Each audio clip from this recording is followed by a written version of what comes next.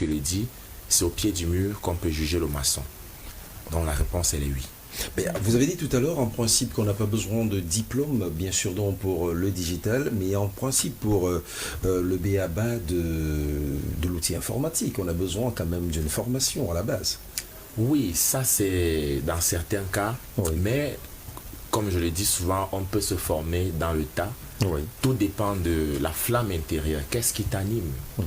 Parce que tout le monde, on est conscient, vu le contexte dans lequel nous vivons, on se rend compte que tout le monde n'a pas la possibilité de pouvoir se payer des frais ou des études.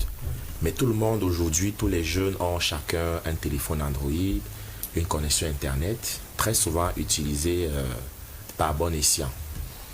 D'accord. Ok.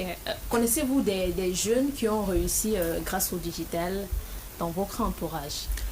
Oui, plein de jeunes, plein de jeunes. On voit plein de jeunes qui deviennent des influenceurs, d'autres sont des designers, d'autres des freelanceurs, d'autres jeunes qui partent de zéro et puis bâtissent des communautés de 50 000, de 100 000 abonnés.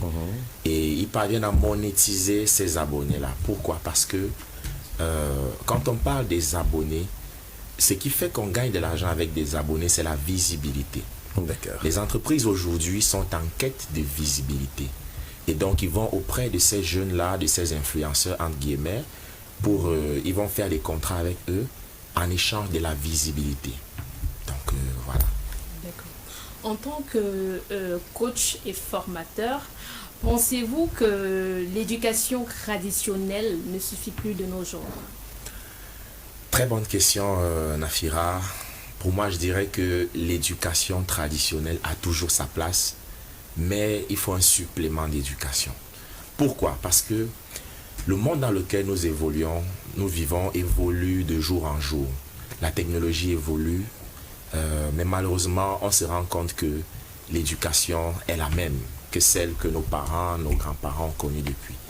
Et l'éducation classique forme au diplôme, mais ne donne pas vraiment une capacité particulière. On dirait même que, je peux aller plus loin en disant que la fonction même de l'école, c'est juste de nous instruire, nous apprendre à lire et écrire, et après c'est à chacun de développer des compétences supplémentaires. Et comment faire pour développer cela? Est-ce qu'il y a des livres qu'on peut utiliser pour booster son mindset? Ou alors? Ça, c'est une très bonne question. Il y a plein de livres. Il y a des livres sur le développement personnel, il y a des livres qui parlent de finances, il y a des livres qui parlent même de spiritualité africaine. Pourquoi? Parce que ce sont des thématiques qui très souvent ne sont pas abordées dans l'éducation classique, dans l'éducation de base. Mais par contre, lorsqu'une personne volontairement s'initie dans l'apprentissage en autodidacte à travers ce genre de bouquins, on va se rendre compte qu'il y a une différence notoire entre celui-là qui n'a jamais lu un livre de sa vie et celui-là qui est à fond, qui s'édifie volontairement et qui a des compétences développées dans le sens du développement personnel, du marketing et de la vente. Voilà. D'accord. En quoi est-ce que la lecture influence-t-elle la pauvreté et la richesse?